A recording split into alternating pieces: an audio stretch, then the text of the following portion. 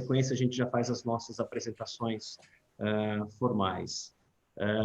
Quero deixar aí todas as boas-vindas para todos os nossos convidados, professoras, professores, gestores educacionais, diretoras de escola, coordenadoras pedagógicas, sejam todos bem-vindos, sejam todos bem-vindos. Para a XMAI é uma honra ter vocês conosco aqui. A gente espera que nessa noite a gente efetivamente traga algo relevante para vocês, a gente possa trazer algo que vocês efetivamente não saiam da mesma forma como vocês estão entrando na live.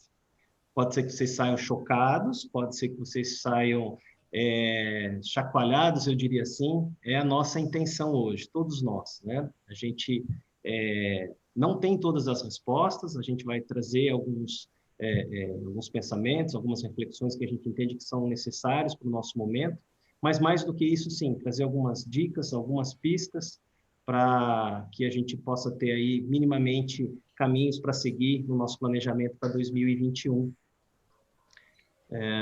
Quero compartilhar com vocês rapidamente um vídeo aqui, que ele fala um pouquinho do que é a XMile e a nossa proposta dos jogos que nós temos.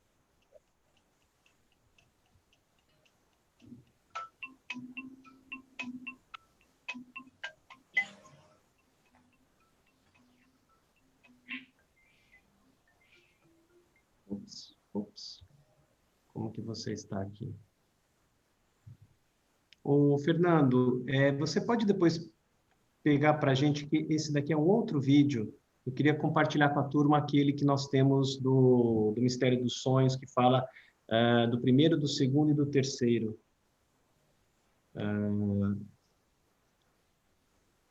Deixa eu só pegar aqui.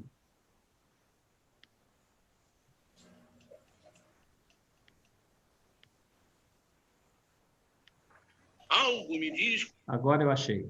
Vamos lá. Voltando aqui para a nossa tela compartilhada.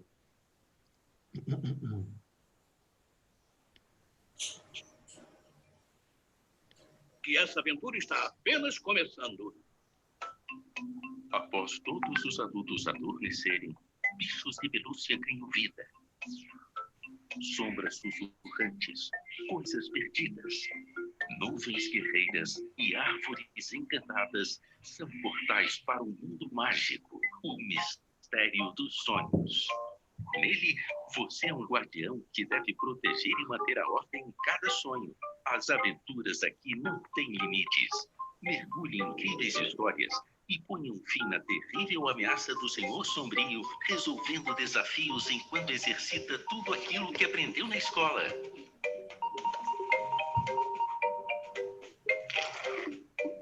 Nesse sonho mágico, não se surpreenda se você ter aprendido brincando. Afinal de contas, a jornada de aprendizagem de cada criança é a maior aventura que existe. Então, mãos à obra, guardião! O Mistério dos Sonhos é um jogo educativo para crianças do 1º ao 3º ano do ensino fundamental que permite a consolidação de conceitos de língua portuguesa, matemática, ciências humanas e da natureza de forma lúdica e divertida. O Mistério dos Sonhos da XMile, o desafio é de brincadeira, mas as crianças aprendem de verdade.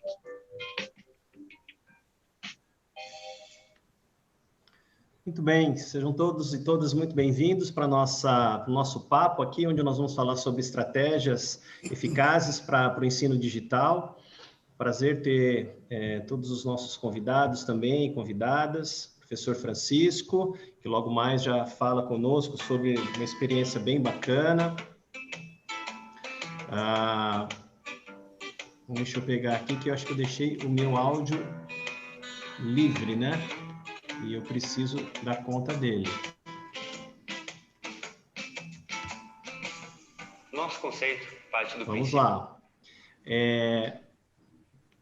Além do professor Francisco, que é finalista do Global Teacher Prize para esse ano, e a gente está na expectativa aí de logo mais já ter o resultado, né, professor? Nós temos conosco a professora Karen, que é uma educadora e tem conduzido um projeto digital no Colégio Miguel de Cervantes. Ela vai compartilhar conosco um pouquinho também do que a turma tem planejado e como que eles têm trabalhado o processo que envolve aí o uso de recursos digitais no ensino de aprendizagem das crianças. O professor Josias, que vai também nos ajudar aqui nessa mediação, nessa mesa, onde nós vamos conversar. E logo mais a professora Valesca também, Toledo, que também trabalha com uma consultoria educacional e tem aí ajudado alguns projetos na área pública, principalmente aqui no estado de São Paulo. Antes de mais nada, eu quero agradecer a todos os participantes, professores, professoras, diretores, diretoras, coordenadores pedagógicos. Para nós da Exmaio é uma honra ter vocês conosco. Antes de passar a palavra para o professor Francisco e começar o nosso papo, eu quero trazer para a nossa rápida reflexão. Foi algo que nós compartilhamos na última live e o pessoal gostou bastante e pediram para que a gente falasse um pouco mais. Para aqueles que não estiveram conosco na última live, eu vou compartilhar. Aqueles que já ficaram sabendo desse estudo, a gente vai repetir, a gente vai falar um pouquinho mais dele, não é? Que é um estudo bem bacana, ele foi feito já há mais de, pelo menos, quase 10 anos, não é? Não sei quantos de vocês conhecem. E é um estudo que, teoricamente, ele não tem relação com a área de educação, mas ele nos chama a atenção para alguns pontos, principalmente quando a gente fala de ensino digital. Teve um grupo de pesquisadores em 2010 que buscou fazer um sensor para fazer um monitoramento cerebral. Geralmente, quando a gente vai fazer exames, a gente vai para uma clínica e fica lá, muitas das vezes, sendo monitorados, a gente tem que dormir na clínica, com vários sensores na cabeça e tudo mais. Esse grupo de pesquisadores pensou em fazer alguma coisa mais simples, como se fosse um dispositivo mesmo, que seja muito fácil para mobilidade. E eles conseguiram trabalhar com um grupo de pessoas de 14, a 57 anos, e durante 2 semanas eles monitoraram as diversas atividades deste grupo. E uma coisa que chama muita atenção dos pesquisadores, e para nós, educadores, chama mais ainda atenção, é que durante esses 2 dias, quando eles monitoraram a atividade cerebral das pessoas assistindo televisão, olha que interessante o nível de atividade cerebral. Aí você pode falar, puxa vida, mas a gente assiste geralmente TV para relaxar, Zacarias. Pois é, o que eles observaram é que para este grupo, e eu diria que não é diferente do nosso grupo, se fosse feita essa pesquisa aqui no Brasil, a gente teria esse mesmo tipo de levantamento, né? Nível de atividade baixo, você está meio que curtindo um filme, né? Não está fazendo tanto uso do seu cérebro naquele momento. Mas o que chama a atenção também é que, quando eles viram o monitoramento para as crianças e para os adolescentes, o nível de atividade cerebral muito baixo. E aí que começa todo um questionamento. Por que será? Né? Por que quando eles estão assistindo a aula, o nível de atividade cerebral é baixo? Justamente por isso que a gente observa no verbo. Eles estão assistindo. A gente está lidando hoje com uma cultura imagética, onde a gente assiste, a gente não participa da aula. E esse é um dos primeiros desafios que, como educadores, a gente tem que considerar, né? Como que a gente pensa numa estratégia eficaz de, efetivamente, não do ponto de vista só de usar uma ferramenta digital, mas da gente efetivamente transformar o ambiente de aprendizagem. E eu não falo aqui mais do ambiente de sala de aula, que para nós hoje está muito claro, né, que o ambiente de aprendizagem é o ambiente onde a gente está, seja sala, seja nas casas agora, principalmente nesse momento de pandemia, seja, de repente, num laboratório. E indo um pouco mais além, a pesquisa, ela confirma.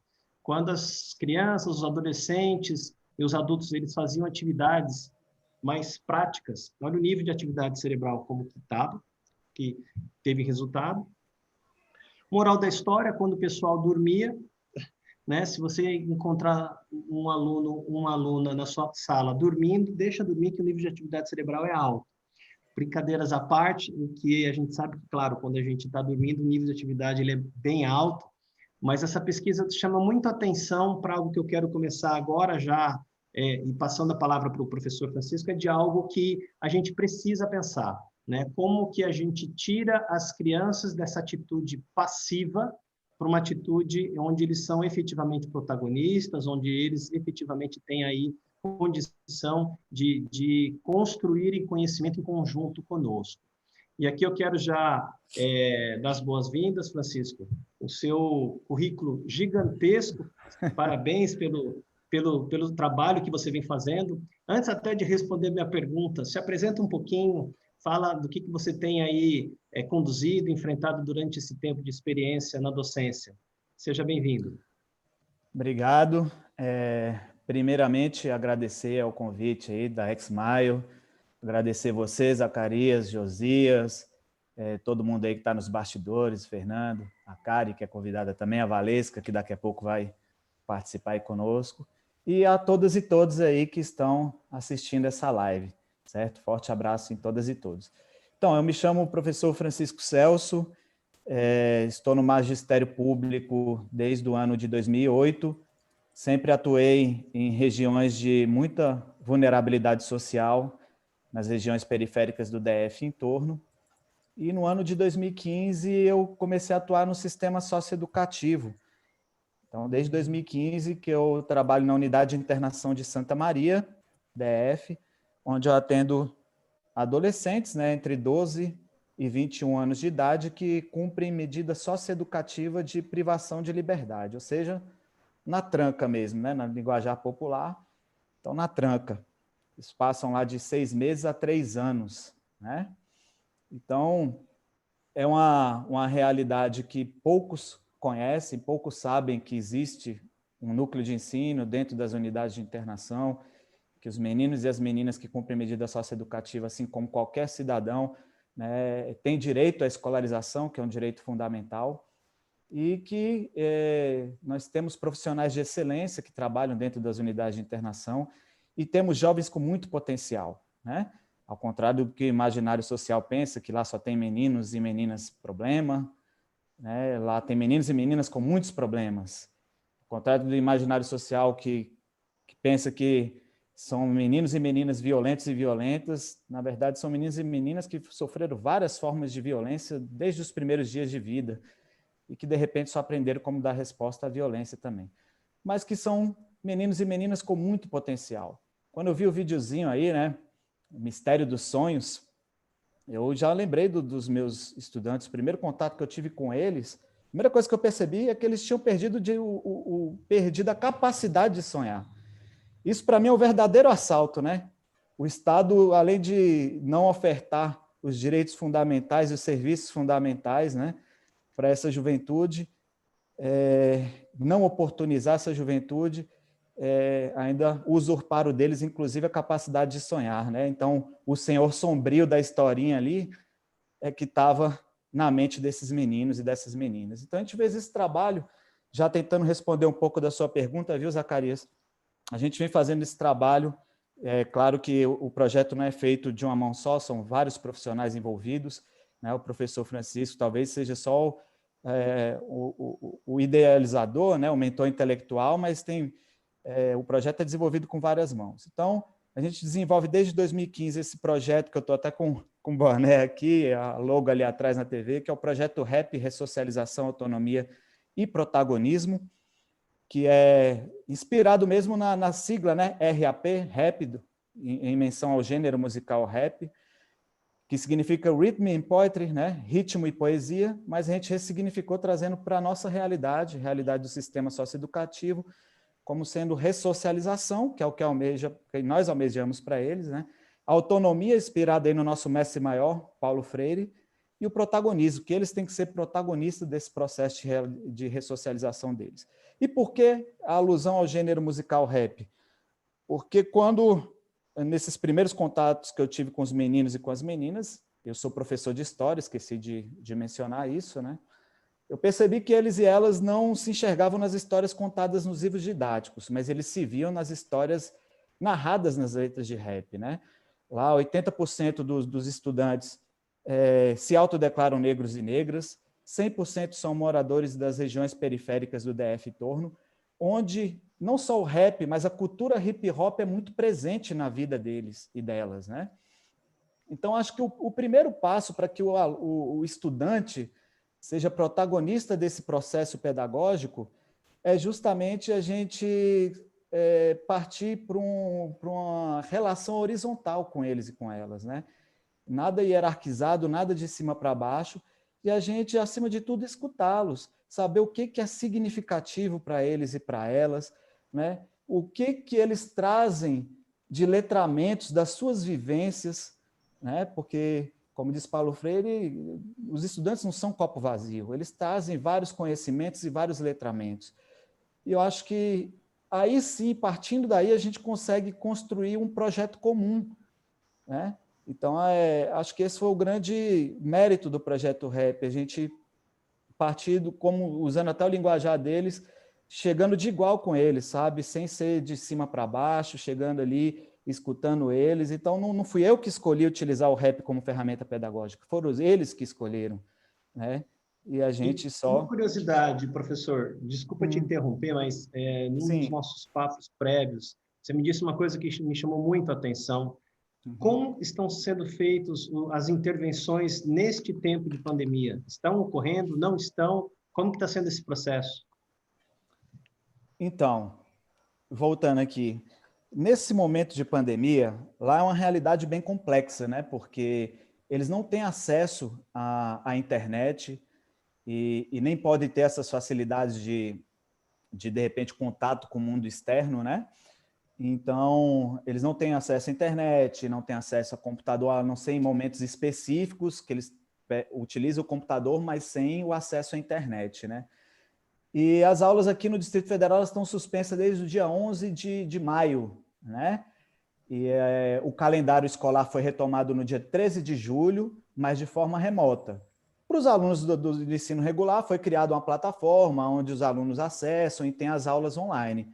Nós, do sistema socioeducativo, nós não temos como ofertar essa aula online. Então, nossa estratégia está sendo o audiovisual.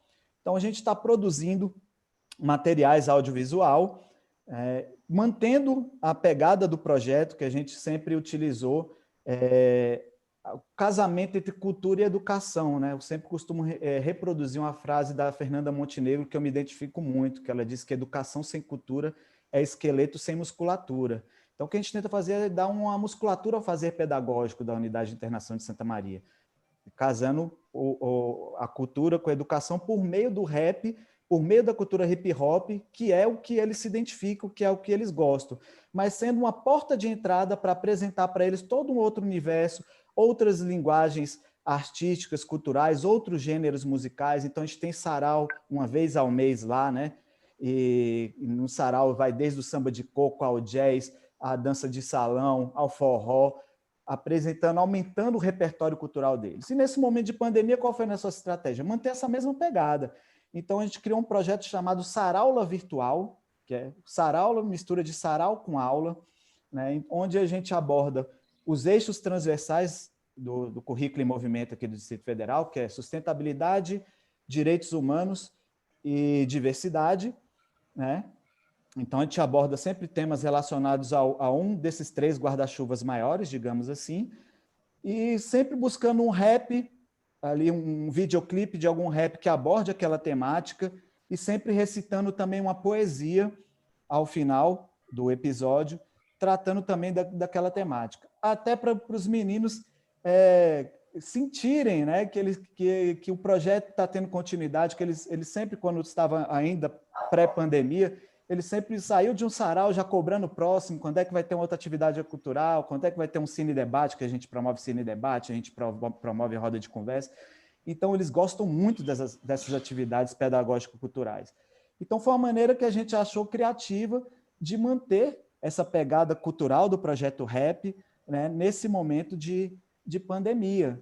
Né? E uma forma também de eles, de repente, já que eles não estão tendo esse contato com a gente, né, não está tendo essa troca que, de repente, a aula online permite, mas pelo menos deles conseguirem nos enxergar, nós professores e tudo mais, e sentirem que que mesmo à distância, o nosso acolhimento, o nosso carinho, o nosso cuidado com eles continuou o mesmo. Eu acho que isso reconforta um pouco eles. Nesse momento, a gente está buscando também abordar muitas temáticas relacionadas à saúde mental, porque lá é um local de muitos sofrimentos, Zacarias. Lá é um local que tem muita tentativa de suicídio, muita automutilação, e isso se agravou nesse momento de pandemia, porque eles ficaram 7 meses sem receber visita. Eles começaram a receber visita tem 15 dias atrás, e isso afetou muito a questão da saúde mental deles. Isso é uma preocupação que nós tivemos de estar sempre abordando temas relacionados à valorização da vida, prevenção ao suicídio, à automutilação, certo? Então, a gente está sempre antenado nas demandas deles, tanto antes da pandemia quanto nesse momento, a gente está sempre preocupado em demandas que sejam significativas para eles e para elas. Fantástico, professor. Às vezes a gente não tem noção do que acontece ao nosso redor. Às vezes a gente acha que está com um problemão para administrar e a gente não percebe a realidade desses, por exemplo, a sua realidade que você está enfrentando. Parabéns pelo projeto, desde já. Estamos na torcida. A gente sabe que tem 3 professores super queridos que estão aí na final, né, para o Global Teacher Prize. E a gente também está na torcida aí para vocês.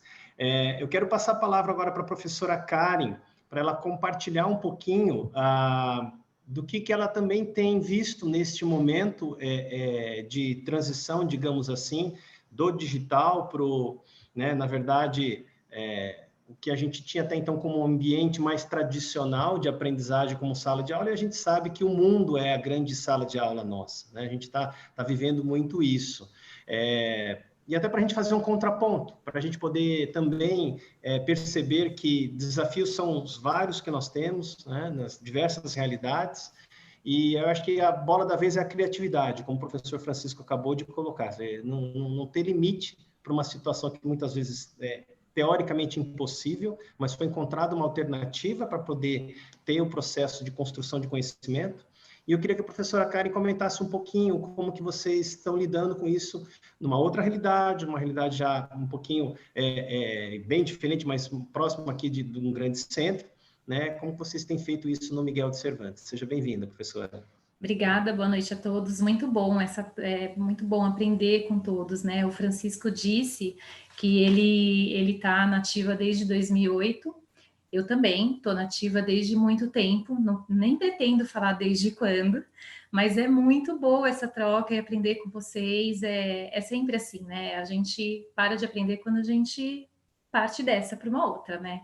Então é muito interessante perceber a diferença que existe, né? Infelizmente existem essas diferenças, mas como cada professor e cada educador está tentando se reinventar dentro da sua própria realidade.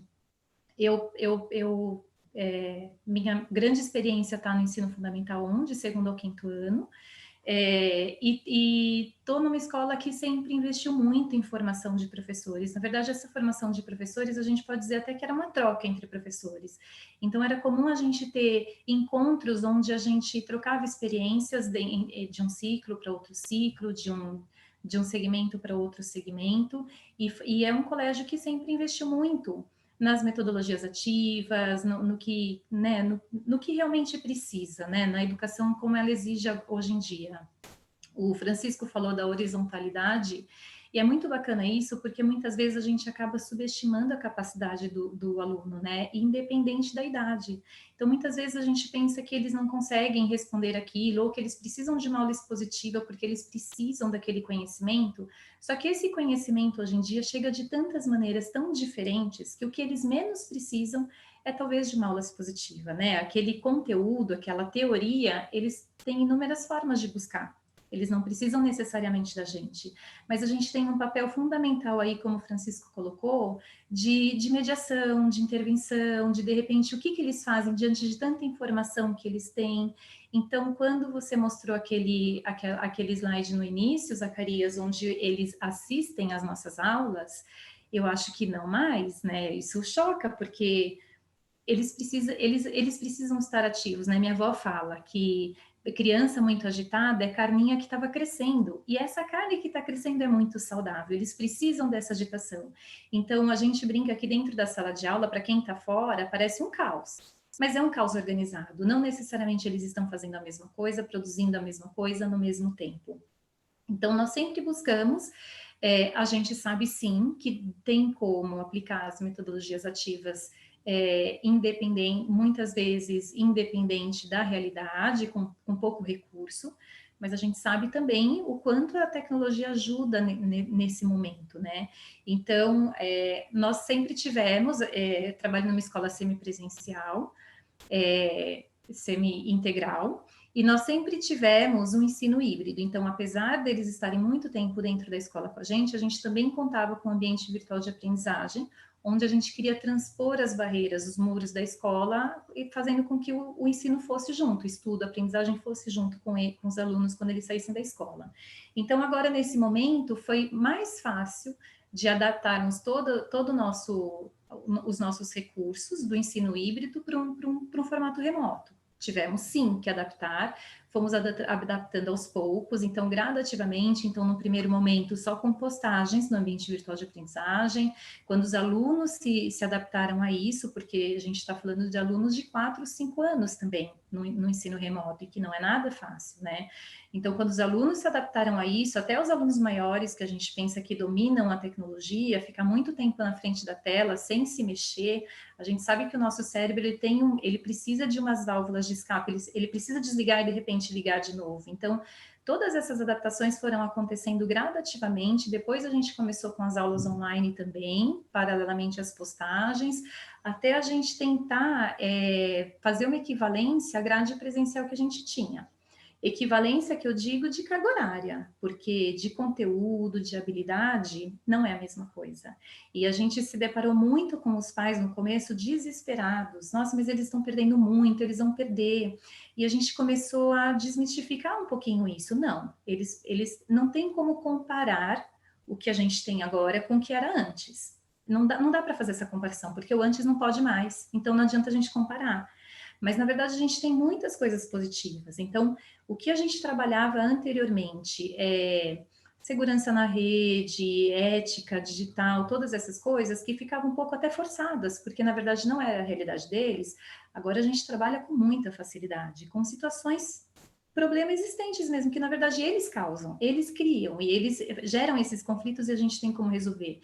Então, na verdade, acredito que foi uma substituição de habilidades, mas eles não estão perdendo, eles estão ganhando muito. É que a gente tem um olhar para aquele, né, para aquela rotina, e talvez a gente tinha que sair um pouquinho desse lugar, desse olhar, para ver o que mais poderia, o que mais tem para a gente ver aí, né? A gente até fez numa reunião de pais, a gente fez até uma relação do como você quer ver o copo meio vazio, copo meio cheio, porque tem muitas coisas positivas aí que a gente não pode perder, né? Então, Todo mundo a gente saiu da começou zona de conforto, né, professora? Totalmente, totalmente. Mas o sair da zona de conforto, a gente fala muito isso para os alunos. Ah, tem que sair da zona de conforto, né? Tem que... Mas a gente não. A gente continua na nossa zona de conforto. E isso foi muito interessante, porque a gente percebeu que o que a gente fala para eles no discurso pode ser a nossa prática também. E eles aprendem muito com o nosso exemplo, inclusive. Né? Então, eu acho que um ponto muito forte em tudo isso foi a parceria, a comunicação que estreitou com os responsáveis, onde a gente pôde mostrar muitas vezes aquilo que a gente falava em sala de aula como era o aluno, de repente os pais começaram a falar para a gente, não, mas meu filho não fica sentado assistindo a aula. E aí a gente falava para eles, mas eles também não ficam sentados em sala de aula assistindo a nossa aula. E essa movimentação é boa. Às vezes eles pegam alguma coisa e aí você pergunta e eles respondem exatamente aquilo que está dentro do contexto. Eles não estão perdendo nada, né? Então, foi muito positivo. Os pais tinham uma preocupação muito grande em relação como é que a gente estava sabendo se eles estavam aprendendo ou não, porque estava tudo muito distante, e aí nós começamos a mostrar que essas plataformas que a gente usa sim o Ministério dos Sonhos, o Xmaio, que dá uma grande ajuda. Usamos também uma plataforma de jogos matemáticos e a nossa plataforma de virtual de aprendizagem. E elas geram relatórios muito significativos, que aqueles relatórios nos trazem dados muito interessantes. Claro que quanto menor o aluno, a gente também tem uma preocupação motora aí, né? Do desenvolvimento motor, do espaço, né? No caderno, localização espacial, tudo. Então, além dos relatórios gerados por essas plataformas, nós também pedíamos que enviassem tarefas que eles faziam no caderno, nos livros, e a gente percebeu, inclusive, que essas tarefas, no primeiro momento, eram enviadas pelos pais, e agora até os próprios alunos conseguem enviar para a gente. Então, tem muita coisa positiva. Se a gente pensa, né, nas habilidades que estamos desenvolvendo para esse século XXI, essa coisa toda, eu acho que a gente conseguiu contemplar, por livre e espontânea pressão, talvez, mas conseguimos contemplar muito mais do que se a gente continuasse no presencial daquela forma e continuando, muitas vezes, reproduzindo uma prática que pensávamos que era completa, né? Tá joia. Obrigado, professora. Conosco também a professora Valesca. Eu queria passar rapidamente a palavra para a gente também ter ainda mais algumas rodadas com vocês. A professora Valesca tem trabalhado na área pública, atuando aí como assessora para o Estado, na área também de eu queria dar a palavra um pouquinho, Valesca, para você comentar quais foram as principais estratégias que adotaram ao longo desse tempo, deram certo, e algumas que não deram certo. E para a gente já ir anotando, tomando nota, para a gente considerar isso. Continua, volta para 2021 ou não? Fique à vontade, professor. Tudo bem? Boa noite. Desculpe aí, o Zoom hoje me deu... Ganhou a briga aqui, desculpe. Eu tive uma emergência, uma reunião externa, e hoje eu improvisei um pouco o lugar aqui, mas está um pouquinho de barulho. Infelizmente, é uma rua com muito barulho. Vamos lá. Vamos ver se consegue... O nosso grande parque de aprendizagem, fique tranquila. Vamos ver se o áudio fica bom aí. Agora eu estou ouvindo vocês bem. Então, seguinte, eu tenho bastante experiência na rede estadual, né? Fui professora, assessora, fiquei bastante tempo na parte de gestão da Secretaria de Estado, que é uma das maiores do mundo, né?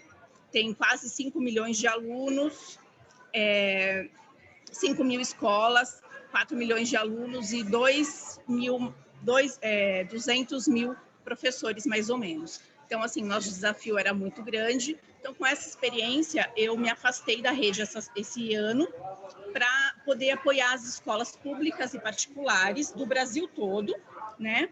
Nesse desafio Junto com isso, eu me afastei e veio pandemia. Então, a intenção foi realmente apoiar em toda a vivência que eu tive.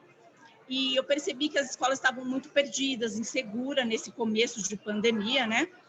E o apoio, o trabalho que a gente fez foi muito importante para, assim, a fala da professora foi perfeita, porque a gente não pode pensar em colocar o planejamento que estava sendo feito presencial, transportar para online, sem que tenha algo diferente, lúdico, parceria com a família, né? Então, eu estou trabalhando com muitas escolas, né, públicas e particulares, nesse desafio de entender um pouco como estão essas aulas online. Quem não tinha ferramenta precisou correr para ir atrás de alguma ferramenta para que pudesse auxiliar e, ao mesmo tempo, tentando levar a escola para dentro da casa de uma maneira... Como que eu faço isso, né? Então, as escolas hoje estão dentro da casa dos alunos. E, então, assim, eu vejo que muito erro foi essa coisa da grade horária, de querer cumprir a mesma grade que tinha presencial, o mesmo conteúdo, né? O mesmo planejamento. Então, acho que isso foi um pouco o processo desse início, foi entendendo como que funcionava o online e passando isso de uma outra maneira. Então, isso eu acho que agora as escolas aprenderam bastante com isso e já estão indo muito bem, já estão numa carga horária maior, mesmo online, e trabalhando um pouco melhor isso. Mas eu acho que foi um tempo mesmo, preciso um tempo entender de como foi passado tudo que tinha planejado presencial para essa parte online, né? Então, eu acho que esse desafio foi muito grande e eu pude apoiar muitas gestões, muitas escolas, né, de como fazer isso da melhor forma. Bom, eu quero pegar um gancho dessa sua fala e colocar aqui um desafio para nós, e aí passar para o professor Francisco explicar.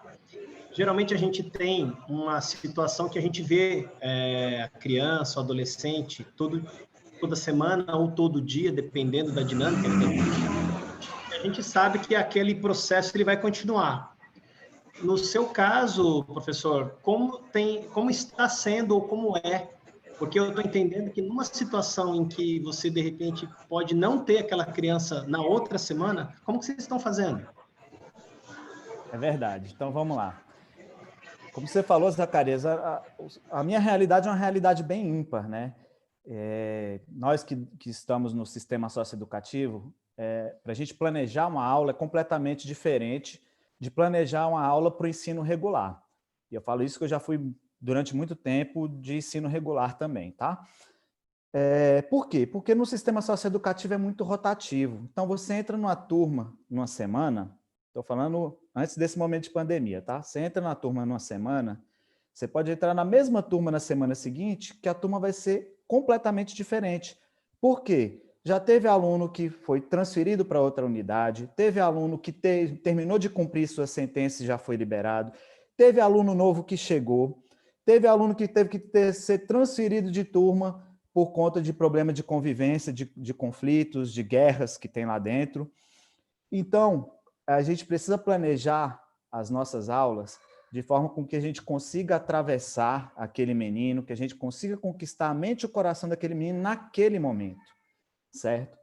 Minha estratégia foi utilizar primeiro os eixos transversais, como eu disse para vocês, do currículo em movimento, que é diversidade, direitos humanos e sustentabilidade. Então, escolho algum tema dentro desses guarda-chuvas maiores para abordar, certo? Utilizando o rap como pretexto, que é, como eu disse, algo que foi muito presente na vida deles e delas, certo?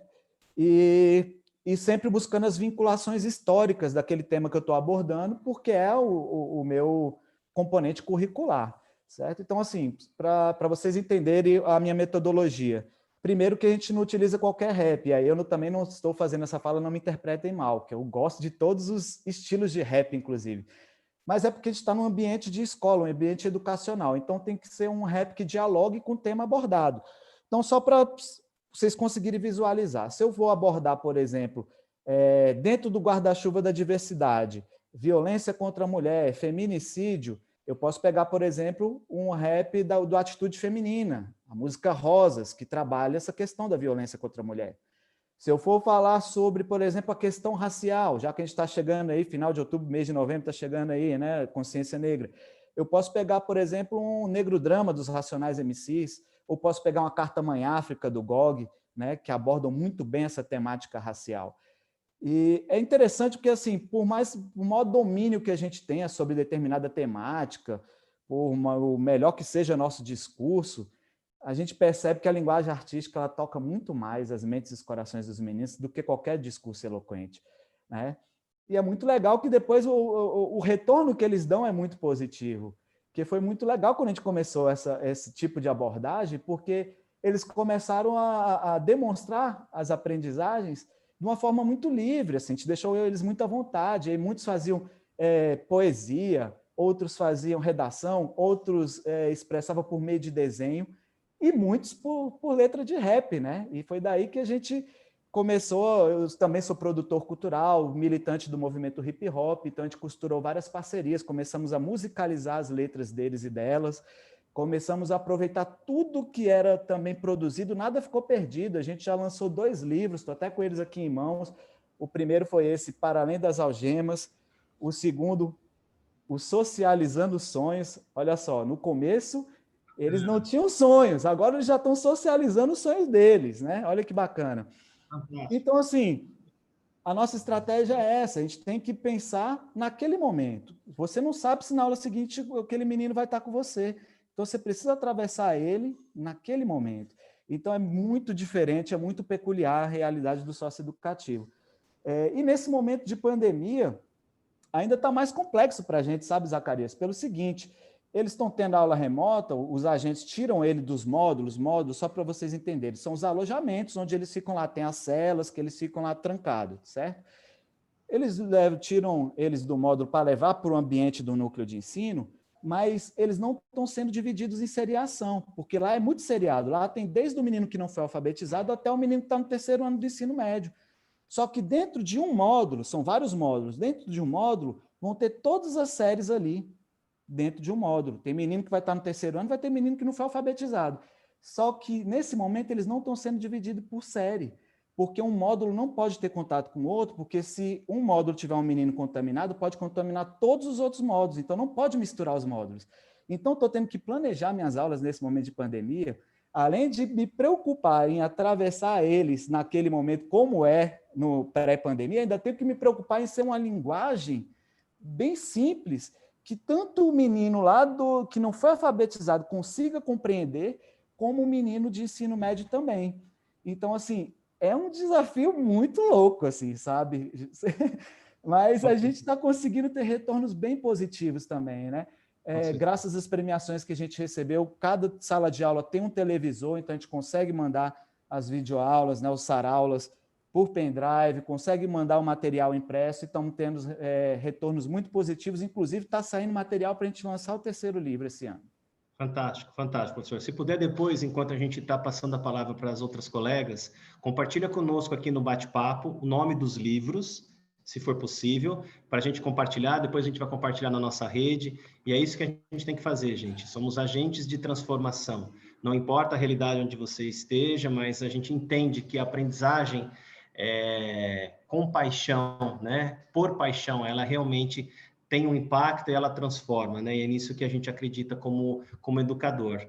E avançando um pouquinho, professora Karen, diz um pouco sobre quais foram as percepções um pouco mais das famílias, né? A gente teve muitos pais, muitas mães dizendo que a gente arrumou muito para dor de cabeça deles, falando que, puxa vida, agora eu estou tendo que fazer um trabalho que eu não tinha e tudo mais. E, de repente, será que não era o momento da gente inovar em todos estes papéis e a gente não tinha coragem, porque não tinha uma situação, né? A gente diz que a pandemia, tiradas as devidas questões negativas dela, mas a coisa mais positiva que ela teve é que ela mudou a nossa visão de mundo para várias coisas, né? Principalmente do nosso papel. E eu falo agora como pai também de um casal, em que eu tive que gastar mais tempo, sim. Né? E, de repente, aquilo também me chacoalhou um pouco, falando assim, poxa, de repente, eu não estava passando o tempo necessário para acompanhar, não é? E só que nem todas as famílias, eu diria que entenderam assim.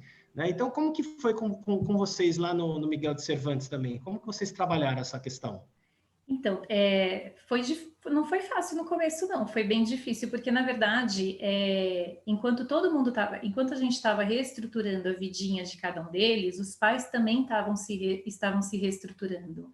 Então, comum que tinha aí uma pressão de todos né, em todos os sentidos, pressão profissional, como é que eles iam lidar com as questões financeiras, com todos os compromissos financeiros, como que ia se dar essa questão da organização da casa, porque muitos ali já tinham uma rotina completamente estruturada e não necessariamente faziam parte dessa rotina dos filhos. Então, na verdade, no primeiro momento foi muito difícil. A gente precisou estreitar muito a nossa comunicação com eles e esclarecer muito os nossos objetivos, onde a gente quer chegar com isso, tranquilizá-los nesse momento. Então, era comum lá em março, abril, eles falando para a gente, mas ele vai repetir de ano. Não, calma, ninguém está pensando nisso. Aliás, o que é repetir de ano, né? É uma coisa também que a gente tem que tirar tirar da caixinha e pensar um pouquinho nesse termo. O que é repetir de ano, né? Então, na verdade, nós tivemos que estreitar muito esse relacionamento, a gente teve que dar muita orientação para os pais, foi muito comum que os pais sentavam do lado deles para ajudá-los e acabavam perdendo a paciência E aí o que poderia ser uma ajuda ficava pior, porque aí era um estresse total para todo mundo. Então nós precisamos, teve o lado positivo, como vocês falaram, de que nós estamos dentro da casa dos alunos e eles estão agora dentro da nossa casa. Então, o importante, muitas vezes a gente dando aula, os pais do lado, ouvindo a nossa aula, vendo como a gente mediava, como a gente falava, como a gente intervinha numa situação. E aí eles foram se acalmando, se tranquilizando. Acho que eles têm uma imagem de aluno, bem aquela coisa, o professor lá na frente falando, né, fazendo uma mega de uma exposição, e todos os alunos quietinhos, sentadinhos, olhando para o professor, né? Mal sabem eles que aquele... assistindo a aula, exatamente. Só que mal sabem eles, ou mal sabiam, que agora eles já devem saber, que aquele aluno que está assistindo a aula é o aluno que mais nos preocupa. Porque, na verdade, ele está passivo e não tem aprendizagem na passividade, muito pelo contrário, eles precisam estar ativos, né? Então, os pais falavam, mas durante a aula, ele quer sair para ir ao banheiro, tudo bem, ele vai ao banheiro, ele vai voltar, mas ele vai pegar, né? Ele vai ter... Aí a gente falava, na sala, na escola, ele pede para sair para beber água, ele volta, ele já pede para sair para ir ao banheiro, ele precisa dessa atividade, nessa atividade ele está crescendo, ele está estabelecendo relações, ele está ligado, ele está antenado. Então, nós precisamos estabelecer um vínculo muito forte aí, muitas entrevistas individuais, conversas com os pais, como eles poderiam mediar, tranquilizando, falando que era normal aquilo. Quando a gente percebia que a expectativa era muito grande, a gente pedia, então deixa ele fazer sozinho. Fizemos reuniões de pais também coletivas, e nessas reuniões a gente trabalhou um pouquinho o termo da independência, da autonomia, porque muitas vezes os pais geram uma expectativa de que o filho vai acertar na primeira. Então, se a gente trabalha um conceito numa aula, ou a gente trabalha uma habilidade numa aula, pronto, depois daquela aula o aluno tem que saber, o filho tem que saber daquilo. E, na verdade, isso não acontece, a aprendizagem se dá num processo aí, num espiral. Então, os pais também aprenderam muito, mas a gente foi percebendo ao longo desse processo aí que eles foram se desarmando e eles foram comprando a ideia realmente dessa parceria. Nós precisamos ainda muito deles, porque eles estão fazendo o que a gente deveria fazer no presencial, mas eles também precisam da gente, porque tem uma ideia ainda de escola do tempo que eles eram alunos. E ainda bem que não é mais assim. Muitas coisas mudaram, né? Então, a gente precisou também mostrar esse outro lado, mostrar como que é, porque o fato de entrar numa escola, né? Ter a lousa, não importa se é uma lousa digital, se é um quadro de giz, se é de caneta, e ter as cadeiras, a impressão que os pais tinham é que a escola continuava igual do tempo que eles estudavam. Então, foi muito importante desmistificar isso, mostrar como eles aprendem hoje e que na atividade, mostrar que a gente não fecha uma habilidade numa aula, a habilidade ela vai ser desenvolvida ao longo da escolaridade. Então, o que eles não adquiriram agora, que ainda não deixa de ser uma preocupação, eles vão adquirir o ano que vem, outro ano, mas acima de tudo, e o que a gente enfatizou muito nas nossas reuniões, tanto individuais como coletivas, foi a nossa preocupação com as habilidades socioemocionais.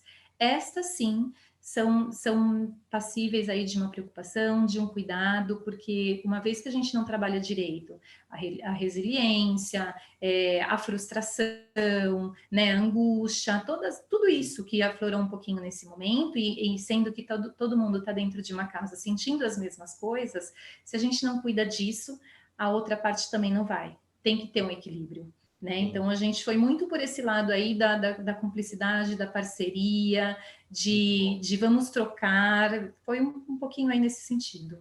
Muito bom. Obrigado, professora. A gente está caminhando para o nosso final aqui, eu quero passar a palavra para a professora Valesca e depois o Josias também nos ajudar aqui nessas últimas perguntas. Uma última pergunta, professora, mais voltado mesmo para 2021, né? Quer dizer, ouvindo todas as situações, né, que quando a gente fala do ensino digital, vem muito ferramenta, muito plataforma. A gente está falando de uma série de elementos que são elementos do humano. Quando a gente fala de inovar no digital, a gente está falando de aprendizagem por paixão.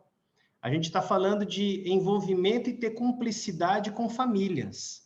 A gente está falando de a gente mobilizar grupos de alunos, também de educadores e famílias, e a gente efetivamente está sensibilizando as pessoas em prol de um objetivo comum. E muitas das vezes, quando a gente ouve, não só escolas, mas alguns gestores dizendo, olha, eu vou implantar uma ferramenta, porque a ferramenta vai resolver o problema da escola. E aí, quando você vê a ferramenta, ela nada mais é do que um reflexo do que, de repente, tem ali, né? Eu já vi PowerPoints assim, que sai assustado da apresentação. Só tinha bullet, né? E você fala assim, trocar 6 por meia dúzia. Se aquilo não servir para empoderar, para transformar, de nada foi feito, não é? E, na sua percepção, como que a gente poderia ir, até para ajudar um pouco a comunidade que está nos acompanhando agora, as lideranças que estão nos acompanhando nesse webinar, o que a gente poderia continuar mantendo ou até mesmo ampliar aí o uso de determinadas ações e estratégias para efetivamente a gente ter um ensino com o digital fazendo diferença? Você acha que poderia ser alguma pista que você viu neste tempo agora de pandemia, nas falas dos nossos colegas? O que você acredita que poderia ser aí alguma pista aí para a gente poder minimamente arriscar? Então, eu vi assim, foi muito importante, né? Tá aberto e tal. Muito importante todos pensarem em alguma ferramenta, porque assim, primeiro mudou a rotina, né? Mudou a rotina dos alunos e pais, professores, enfim, tudo. Eu vejo assim, os alunos tiveram que aprender diferente também. Eles tiveram que olhar a professora pelo vídeo e anotar sem a professora, às vezes, pedir para que ficasse, né, tomando nota ali. Aprender, às vezes, numa aula invertida, né? Chegava um material, eu tinha que estudar para depois ter uma aula. Os pais tiveram que ver como que o aluno ali estava na aula. E os professores também tiveram que pensar, né, como que eu uso essa ferramenta. Eu tenho o Teams, Zoom, enfim, Meet, vários tipos. Tá, eu acesso, mas como que eu explico? Eu vi muitos professores colocando uma lousinha branca atrás e escrevendo e transmitindo, porque ele tinha que estar escrevendo em algum lugar. Ok, deu certo? Tá bom, perfeito. Então, eu acho que cada professor, o exercício foi cada professor entender como ele se saía mais seguro, né? E conseguia dar a melhor aula, do jeito dele. Então, ou era usando Jamboard, ou era a lousinha atrás, ou era mesmo escrevendo no chat. Então, assim, cada professor foi meio se entendendo como também era a sua dinâmica, a sua didática ali, né, perante os alunos, numa aula online, como que era essa disciplina dos alunos. Então, eu vejo que esse aprendizado foi muito importante e vai ficar. Com certeza, para sempre, isso já mudou. A gente vê que, acho que isso, voltando presencial 100%, no segundo semestre, daqui a um tempo, eu vejo que mesmo assim isso vai realmente invadir a sala de aula, a ferramenta vai estar muito presente. A gente vê algumas secretarias municipais, né, que não tinham ferramenta, que estão contratando, pensando assim, se de repente uma aluna ficar grávida, né, e não puder mais vir, né, no momento de licença, a gente vai trabalhar com ela online, a gente vai passar alguns trabalhos. Aquele aluno que teve uma doença, enfim, algo que interrompeu a sua aula, a gente vai continuar trabalhando com a ferramenta. Então, assim, a ferramenta eu acho que veio para ficar. Os professores estão melhor se adequando, né, tentando colocar um pouquinho do conteúdo, um pouquinho do que era aquela escola ali dentro, tentando entender como o aluno aprende, como ele também, né? Como ele também pode usar a ferramenta para uma melhor aula. Então, eu vejo que isso realmente veio para ficar e a gente vai aprendendo com isso cada vez mais. As empresas de tecnologia também, eu acho que foram pegas de surpresa, ninguém sabia, né, do que estava acontecendo, e também, elas também, como, sei lá, o Google, Microsoft, muitas aí disponibilizaram o Zoom, muita coisa de graça, né, para que todos tivessem acesso. Também colocaram a gravação disponível, que não estava. Então, assim, todo mundo tentou entender o que era melhor para atender essa nova escola, né? Essa nova ferramenta que podia atender. Então, eu acho que isso foi um aprendizado geral e que realmente foi muito bom, e isso vai mudar o aprendizado, eu acho que daqui para frente muito, assim. A minha opinião é que realmente vai ajudar muito, vai colaborar muito, porque eu vejo meu filho, ele aprendeu a estudar sozinho um pouco mais, sem a professora ficar ali do lado pedindo, alguma coisa ele me pergunta, mas eu fui fazendo prova sem ficar perguntando, sem pesquisar. Então, eu acho que ele cresceu com isso também. Os alunos já estão sabendo mexer, né, em Teams, em Meet, coisa que eles poderiam aprender só para o mercado de trabalho. Então, eu acho que isso ajudou muito para os alunos também aprenderem. Minha filha de 6 anos entra no Meet sozinha. Então, eu acho que com tudo que a gente passou, todas as dificuldades, as escolas estão de parabéns, os pais, os alunos, todo mundo fez muito para, com certeza, aí, dar o seu melhor. E eu acho que tem muitas realidades, tem muita coisa boa. Mesmo escola pública, com muita dificuldade, a gente vê muita história linda. Então, eu acho que realmente muito bom. Obrigado, professora. Josias, a gente está quase que avançando no nosso horário, o tempo voa, né, gente? A conversa está sendo muito gostosa. Eu queria que você tivesse a capacidade, olha essa coisa boa, né? De fazer aí um fechamento para a gente, fácil, de tudo que a gente conversou. E no final eu quero trazer um vídeo que o professor Francisco compartilhou conosco do projeto para a gente ficar bem incomodado, gente. Eu acho que a indignação é uma das melhores formas da gente buscar mudança, da gente buscar aí uma realidade melhor, uma sociedade mais justa, com algo que possa efetivamente trazer senso efetivamente de justiça. E a gente usou alguns termos, eu me permito falar isso, que a gente fala muito, né, das crianças lá onde ele está acompanhando nas celas de aula, e a gente tem as nossas celas de aula, muitas das vezes, num formato que aprisiona, né? E a gente replica sem, muitas vezes, imaginar isso, que elas não podem criar, que elas não podem ser criativas, construir as coisas, porque elas têm que responder aquilo que nós, como professores, determinamos, não é?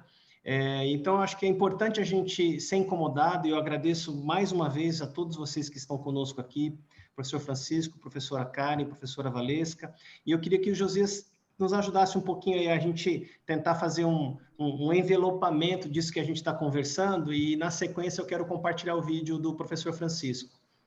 Vamos lá, Josias. Legal. Boa noite a todos e todas. Me trouxe um desafio puxado, hein, Zacarias? Mas olha, é um desafio difícil porque vou ter que mesclar muita coisa boa que foi dita, não é? E eu fiz alguns registros, algumas anotações aqui, e obviamente nós não podemos nos perder da temática proposta para a nossa conversa, que é criar ferramentas eficazes para o ensino híbrido, né? Eu quero começar esse alinhavar das falas, valorizando muito o que a professora Karen trouxe, da importância de nós não nos perdermos e esquecermos da profusão de sentimentos que entorna esse momento, né? E depois que a pandemia passar, e se Deus quiser ela vai passar, virar uma vacina, e aí a gente vai entrar num outro cenário, a gente também não vai mais poder esquecer de que nós temos dentro das nossas salas de aula pessoas com profusões de sensações, entende? Dito isso, talvez essas sensações mais afloradas agora, né?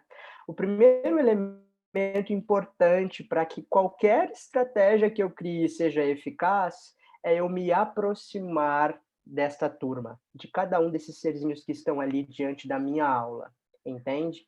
E eu assisti um negócio tão bacana esses dias, uma professora compartilhando numa reunião como essa que nós estamos agora, o que ela estava fazendo com as turmas dela e tudo mais. E ela se emocionou contando que percebeu que os alunos estavam muito calados e tal, e ela tinha que criar alguma coisa para fazer com que eles falassem e se sentissem acarinhados. Então, ela começou a aula pedindo para eles se dividirem em duplas. E aí, rapidamente, eu fico com a Giovana, eu fico com o Ítalo e tal. Ficaram organizados em duplas. E aí ela disse o seguinte: agora cada um de vocês tem 1 minuto para dizer algo que você acha muito, muito, muito bacana na sua dupla. E aí ela disse que precisou dar o tempo para eles digerirem e criarem o que eles iam falar. E ela falou que grande parte da turma dela soltou um choro gigante, ou quando falava, ou quando ouvia. A gente precisa ter, antes da nossa estratégia, essa aproximação do humano que está diante de nós.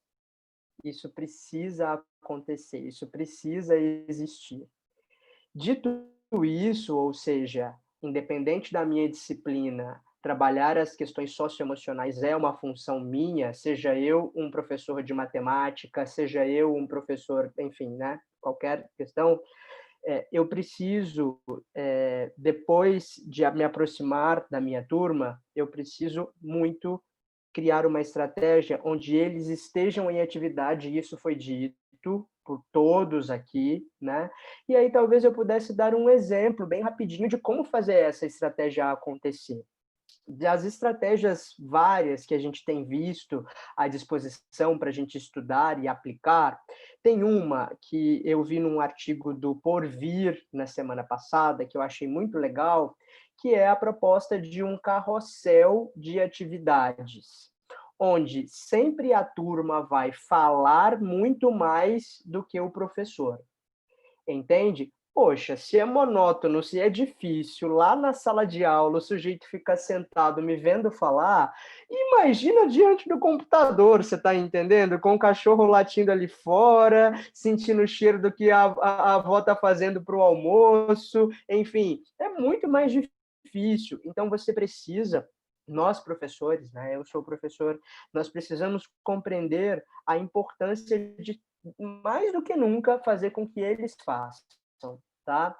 Então, naquele módulo que será trabalhado, a sugestão, e eu posso compartilhar depois esse artigo, porque eu achei ele realmente muito rico, né? Nesse módulo, eu pensar em atividades que essas turmas podem desenvolver, ok? E aí essas turmas, então, vão apresentar para mim, eu como professor, vou depois costurar tudo isso, complementando com aquilo que era essencial e acabou não vindo deles, e valorizando aquilo que eu nem tinha pensado e que foi muito bom, né? Mais do que nunca, eles precisam falar, eles precisam apresentar, eles precisam ser surpreendidos também, né? Não dá mais, a gente critica muito aquela aula, né, que o professor chega e fala: qual página nós paramos na última aula mesmo? Página 53, vamos continuar. Tem gente fazendo isso com a aula online agora. Ele talvez não manda ir lá para a página tal, mas a aula começa do mesmo jeito, ela termina do mesmo jeito. Vamos criar pílulas de surpresas para as nossas turmas. E esse carrossel de atividades, ele compreende em, pelo menos, a turma ser dividida em 4 grupos, e esses grupos vão ter momento para trabalharem individualmente, de uma maneira autônoma, sem o professor estar supervisionando esse grupo, mas eles têm um entregável depois que os grupos voltam para a turma, né? E aí é a hora de eles sentirem também o quão difícil é você falar ali para os demais e fazer os demais entenderem aquilo que você planejou. O estudante, a estudante passa a valorizar ainda mais o papel do mestre, da professora, entende? Porque ele também ganha esse papel e esse desafio na turma, né? Vale muito, então, a gente considerar a ideia do carrossel de atividades, onde grupos vão ter apresentações distintas sobre esse módulo ou competência que está sendo trabalhado, ok? E a avaliação, que é um elemento muito importante que a gente precisa considerar, né? Como eu vou avaliar a produtividade da minha turma, assim, à distância, nessas atividades do digital? né? Até trazendo um pouquinho para o pedagógico nosso da Xmaio, eu acho que é uma preocupação muito grande que a gente tem dentro dos nossos jogos, a avaliação, porque é tão difícil avaliar, né? E aí a gente tem ali, poxa, um cenário gigante, um ferramentário para eu entender o estudante que teve pouca dificuldade ou muita dificuldade a ponto de não conseguir resolver um desafio, e isso sinaliza para mim que eu, como professor, vou precisar retomar aquilo ali com alguns estudantes ou com a turma toda, dependendo dessa avaliação que eu vou ter acesso, né? Avaliar para saber se eu sigo ou se eu retomo essa mesma competência de uma outra forma, isso é muitíssimo importante. Eu quero trazer essa pulguinha aí, porque é uma conversa necessária, pedagogicamente falando, nos nossos grupos. Como? Porque a gente chegou num momento de uma chuva de conteúdos, numa chuva, está todo mundo produzindo coisas para apresentar para os alunos, coisas para apresentar para as famílias. Eu tenho tirado tempo para avaliar se isso é ou não é eficaz, o resultado disso, ou eu só estou ligado naquele modo onde eu preciso mostrar trabalho, porque a escola está pedindo para eu mostrar trabalho, para as famílias verem que a minha aula é importante e eu não estou avaliando o resultado disso, né? Eu acho que é isso que valeria citar, né? Deixando num pilar bem elevado as competências socioemocionais trabalhadas por todos os docentes, independente da sua frente de atuação, sabe?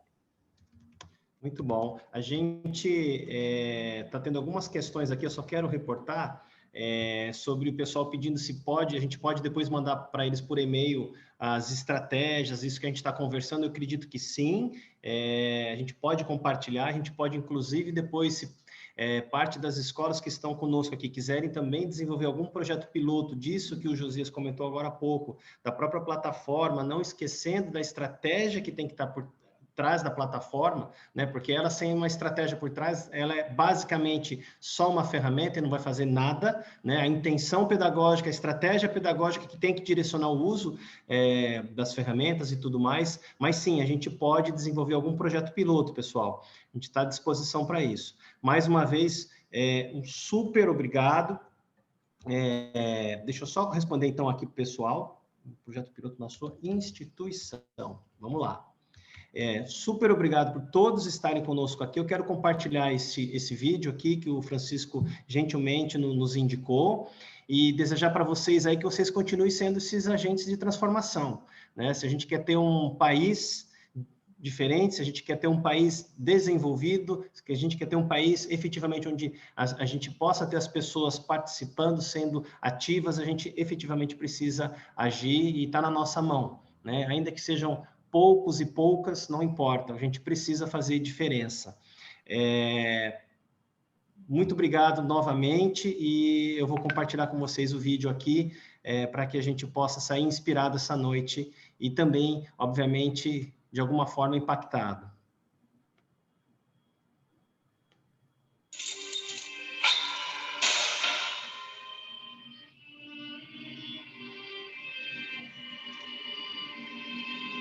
O que eu vejo da janela? Que janela? Aqui o sol nasce quadrado. Tá achando que a quarentena tá ruim para vocês? Imagina para quem tá privado de liberdade.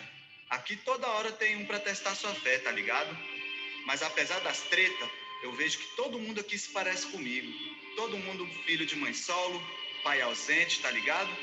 Nosso único conforto é a visita das coroas. É isso que nos dá força.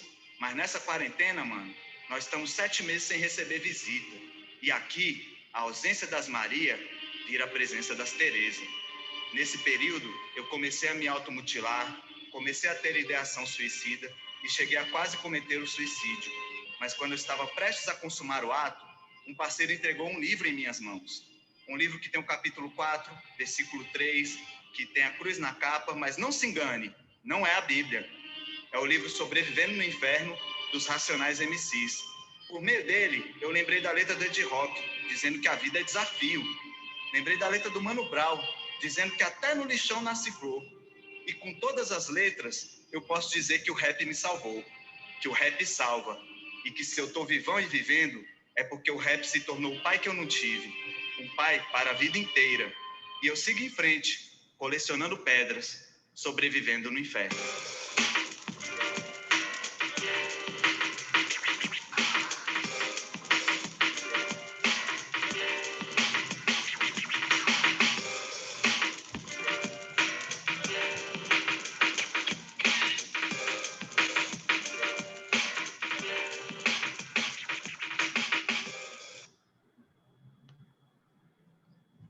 Pessoal, boa noite. Tenham aí uma excelente semana. Que a gente continue fazendo essa transformação que tanto a gente precisa na nossa comunidade, aonde você está inserido, que você continue sendo esse agente de transformação, tá bom? Vamos em frente. Obrigado por tudo. Boa noite para todas. Boa noite para todos. Boa noite, pessoal. Obrigado.